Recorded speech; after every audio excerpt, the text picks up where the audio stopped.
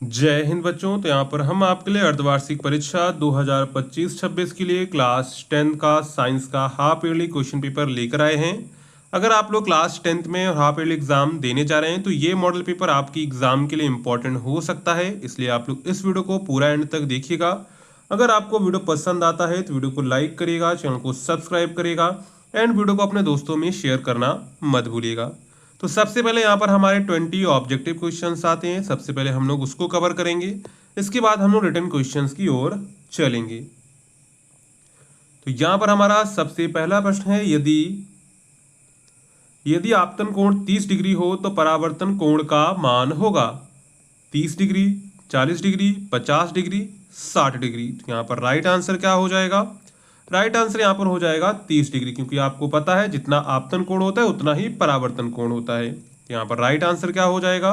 Right answer हो जाएगा option number A 30 degree. इसके बाद विद्युत मीटर में खर्च विद्युत ऊर्जा नापी जाती है किलोवाट में, वाट में, किलोवाट घंटा में, जूल में। तो आपके यहाँ जो लाइट आती है वो किस में मापी जाती है? यूनिट में मापी जाती है, और यूनिट को ही हम लोग कहते हैं किलोवाट घंटा। यानी कि राइट आंसर यहाँ पर क्या हो जाएगा? राइट आंसर यहाँ पर हो जाएगा ऑप्शन नंबर सी किलोवाट घंटा में। इसके बाद है आंख में निकट दृष्टि दोष का निवारण होता है अवतल लेंस का, उत्तल लेंस का, दर्पण से उपरोक्त सभी। यानी जब किसी के आंख में निकट दृष्टि दोष हो जाता है तो उसके लिए किस प्रकार के लेंस का प्रयोग किया जाता है? तो यहाँ पर राइट आंसर क्या हो जाएगा? राइट आंसर यहाँ पर हो जाएगा अवतल लेंस, यानी कि ऑप्शन नंबर ए आपका यहाँ पर जो है करेक्ट हो जाएगा। इसके बाद अगला प्रश्न है, प्रतिरोध का मात्रक है ओम, वोल्ट, एम्पियर, जूल। तो इसको सभी को पता होगा कि प्रतिरोध का मात्रक ओम होता है, यानी राइट आंसर यहाँ पर क्या हो जाएगा? राइट आंसर यहाँ पर ऑप्शन नंबर ए आपका जो है करेक्ट हो जाएगा। ठीक है। इसके बाद है लेंस की क्षमता का मात्रक है डायोप्टर, मीटर, जूल, वाट। तो यहाँ पर राइट आंसर क्या हो जाएगा? राइट आंसर हो जाएगा डायोप्टर। क्या हो जाएगा? डायोप्टर। लेंस की क्षमता का मात्रक क्या होता है? लेंस की क्षमता का मात्रक होता है डायोप्टर, यानी कि ऑप्शन नंबर ए यहाँ पर आपका जो है करेक्ट हो जाएगा। इसके बाद अगला प्रश्न यहाँ पर है, विद्युत मीटर में खर्च विद्युत ऊर्जा नापी जाती है। अभी ऑप्शन दोबारा आ गया है, तो यहाँ पर राइट आंसर हो जाएगा किलोवाट घंटा में। इसके बाद ट्रक ड्राइवर की सीट के पास होता है उत्तल दर्पण, अवतल दर्पण, उत्तल लेंस, अवतल लेंस। तो यहाँ पर राइट आंसर क्या हो जाएगा? राइट आंसर यहाँ पर हो जाएगा उत्तल दर्पण होता है, क्योंकि वहां पर जो दूर की वस्तु होती है वहां पर पास दिखाई पड़ती है, इसलिए राइट आंसर यहाँ पर क्या हो जाएगा? राइट आंसर यहाँ पर ऑप्शन नंबर ए आपका जो है करेक्ट हो जाए, क्योंकि वहां पर जो पीछे ट्रक होता है वो बड़ा होता है, तो उत्तल लेंस में क्या होता है, जो वस्तु होती है वो छोटी करके वहां पर पूरी दिखाई पड़ती है, इसलिए यहाँ पर राइट आंसर क्या हो जाएगा? राइट आंसर हो जाएगा उत्तल दर्पण। नेक्स्ट है यहाँ पर carbon plus O2 gives out क्रिया में उत्पाद है कार्बन, O2, CO2। तो यहाँ पर राइट आंसर क्या हो जाएगा? राइट आंसर यहाँ पर हो जाएगा CO2, यानी जब कार्बन ऑक्सीजन मिलेंगे तो क्या बनेगा? CO2, यानी कि कार्बन डाइऑक्साइड बनेगा। यानी ऑप्शन नंबर यहाँ पर आपका जो है सी वाला यहाँ पर करेक्ट हो जाएगा। इसके बाद यहाँ पर है धातु है सी, यानी कार्बन, O ऑक्सीजन, नाइट्रोजन, और यहाँ पर हो जाएगा Ca मतलब कि कैल्शियम। तो यहाँ पर राइट आंसर क्या हो जाएगा? तो राइट आंसर यहाँ पर आपका हो जाएगा कैल्शियम। इसके बाद गंधक के अम्ल का सूत्र है H2SO4, HCl, HNO और उपरोक्त सभी। तो यहाँ पर राइट आंसर क्या हो जाएगा? राइट आंसर यहाँ पर हो जाएगा H2SO4, क्योंकि गंधक किसे कहते हैं? गंधक हम लोग कहते हैं सल्फर को। किसके कहते हैं?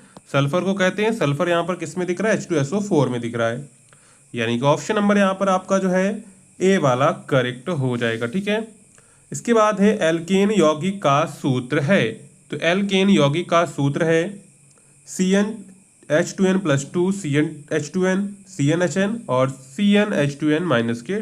तो यहाँ पर राइट आंसर क्या हो जाएगा? एल्केन का सूत्र क्या होता है? एल्केन का सूत्र होता है CnH2n+2, यानी कि ऑप्शन नंबर यहाँ पर आपका जो है ए वाला यहाँ पर करेक्ट हो जाएगा। ठीक है।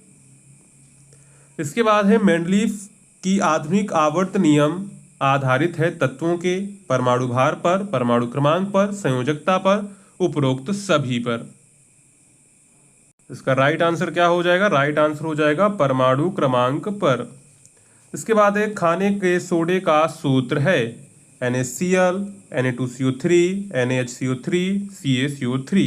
तो उसको क्या कहते हैं? खाने के सोडे को हम लोग कहते हैं सोडियम बाइकार्बोनेट यानी कि NaHCO3, यानी कि ऑप्शन नंबर सी यहाँ पर आपका जो है करेक्ट हो जाएगा।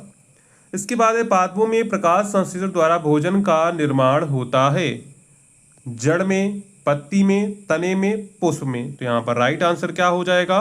राइट आंसर यहाँ पर आपका हो जाएगा पत्ती में, यानी प्रकाश संश्लेषण क्रिया किसमें होती है? पत्ती में होती है, वहीं पर भोजन का निर्माण होता है। इसके बाद है सबसे बड़ी पाचन ग्रंथि है यकृत, लार ग्रंथि, आमाशय, अग्नाशय। तो यहाँ पर राइट आंसर क्या हो जाएगा? सबसे बड़ी जो पाचन ग्रंथि है वो है यकृत। क्या है? यकृत है, यानी कि ऑप्शन नंबर ए यहाँ पर आपका जो है करेक्ट हो जाएगा। इसके बाद है फेफड़े में शुद्ध रक्त आता है बाएं अलिंद में, दाएं अलिंद में, बाएं निलय में, दाएं निलय में। तो यहाँ पर राइट आंसर क्या हो जाएगा? राइट आंसर यहाँ पर हो जाएगा ऑप्शन नंबर डी, दाएं निलय से। इसके बाद है विटामिन सी का मुख्य स्रोत है अंडा, मछली, दाल, नींबू। तो यहाँ पर राइट आंसर क्या हो जाएगा? राइट आंसर यहाँ पर हो जाएगा ऑप्शन नंबर डी, नींबू। क्योंकि जो भी खट्टी चीजें होती हैं सभी में विटामिन सी पाया जाता है। और सबसे ज्यादा विटामिन किस में पाया जाता है? सबसे ज्यादा पाया जाता है आंवला में। किस में पाया जाता है? आंवला में पाया जाता है। ऑप्शन के अकॉर्डिंग यहाँ पर क्या हो जाएगा? ऑप्शन के अकॉर्डिंग हो जाएगा ऑप्शन नंबर डी, नींबू। इसके बाद है किस हार्मोन की कमी से मधुमेह रोग होता है? Insulin, gastrin, relaxin, oestrogen. तो यहाँ पर राइट आंसर क्या हो जाएगा? तो यहाँ पर राइट आंसर क्या हो जाएगा? राइट आंसर हो जाएगा इंसुलिन की कमी से जो है मधुमेह रोग होता है। इसके बाद है पुष्प में भाग होते हैं 3, 4, 5, 6। तो यहाँ पर राइट आंसर क्या हो जाएगा? राइट आंसर यहाँ पर हो जाएगा पुष्प में 4 भाग होते हैं। इसके बाद है नर जनन अंगों से संबंधित ग्रंथि है प्रोस्टेट, काउपर, जठर, पेरिनीलियल। तो यहाँ पर राइट आंसर क्या हो जाएगा? यहाँ पर राइट आंसर क्या हो जाएगा? राइट आंसर हो जाएगा प्रोस्टेट ग्रंथि, यानी कि ऑप्शन नंबर ए आपका यहाँ पर करेक्ट हो जाएगा। ठीक है। इसके बाद आता है हमारा खंड बा, जिसमें हमको वर्णात्मक प्रश्न देखने को मिलते हैं। ये सभी प्रश्न आपके एग्जाम के लिए इंपॉर्टेंट हैं, इसलिए आप लोग इस वीडियो को पूरा एंड तक देखिएगा। तो यहाँ पर हमारा पहला प्रश्न है मानव नेत्र की समंजन क्षमता को परिभाषित कीजिए। आपको बताना है कि मानव नेत्र की समंजन क्षमता क्या होती है। इसके बाद है उत्तल लेंस के फोकस पर स्थित वस्तु के प्रतिबिंब का बनना आरेख खींचकर दर्शाइए तथा बने हुए प्रतिबिंब की प्रकृति एवं स्थिति भी लिखिए। इसके बाद है निकट दृष्टि दोष किसे कहते हैं? इस दोष का निवारण किस प्रकार किया जाता है? किरण आरेख द्वारा स्पष्ट कीजिए। इसके बाद इसी में आपको दीर्घोत्तरीय प्रश्न दिया रहता है, जिसमें से आपको कोई एक यहाँ पर करना होता है। तो यहाँ पर है उत्तल लेंस की सम्मुख विभिन्न स्थितियों में रखी वस्तु के लेंस द्वारा प्रतिबिंबों की स्थिति, आकार तथा प्रकृति किरण आरेखों को दर्शाइए। दूसरा दिया गया प्रिज्म क्या है? किसी प्रिज्म द्वारा प्रकाश का अपवर्तन समझाइए। तो यहाँ पर आपको 2 दिए गए, 2 में से आपको कोई एक यहाँ पर करना है जो आपको इसमें से आता हो। इसके बाद यहाँ पर है उपखंड खा, जिसमें हमें केमिस्ट्री के प्रश्न पूछे जाएंगे। तो यहाँ पर हमारा प्रश्न है सजातीय श्रेणी क्या है? उदाहरण सहित आपको यहाँ पर समझाना है कि सजातीय श्रेणी क्या होती है। इसके बाद इसी में आपका अगला रहता है सिल्वर के शोधन में सिल्वर नाइट्रेट के विलयन से सिल्वर प्राप्त करने के लिए कॉपर धातु द्वारा विस्थापन किया जाता है। इस प्रक्रिया के लिए अभिक्रिया आपको यहाँ पर लिखनी है। इसके बाद इसी में आपका खा पार्ट रहता है ऐसी कौन सी धातुएं हैं जिन पर सरलता से जंग नहीं लगता है? कारण सहित आपको यहाँ पर लिखना है। इसके बाद इसी में आपको एक दीर्घोत्तरीय प्रश्न दिया जाता है। ठीक है।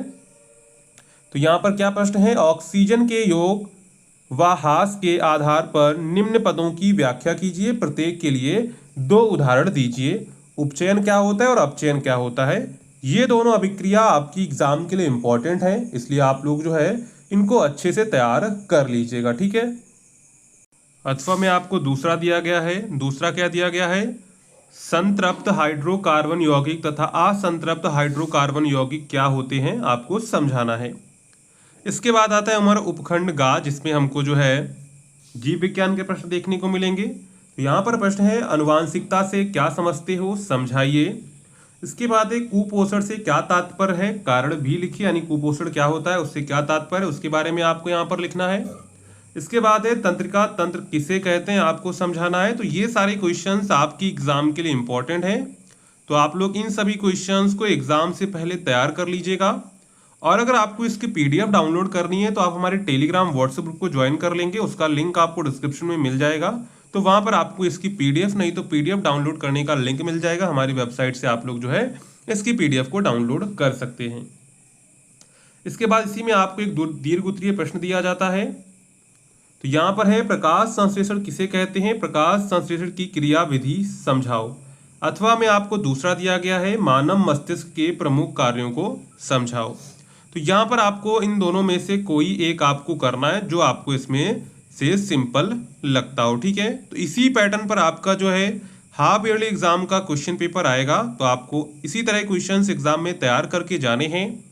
और अगर आपको ये वीडियो पसंद आया हो तो वीडियो को लाइक करिएगा, चैनल को सब्सक्राइब करिएगा एंड वीडियो को अपने दोस्तों में शेयर करना मत भूलिएगा। और आपकी इसकी पीडीएफ डाउनलोड करनी है तो हमारे टेलीग्राम व्हाट्सएप को ज्वाइन कर लीजिएगा, उसका लिंक आपको डिस्क्रिप्शन में दिया गया है। तो चलिए मिलते हैं नेक्स्ट वीडियो में, तब तक के लिए जय हिंद बच्चों।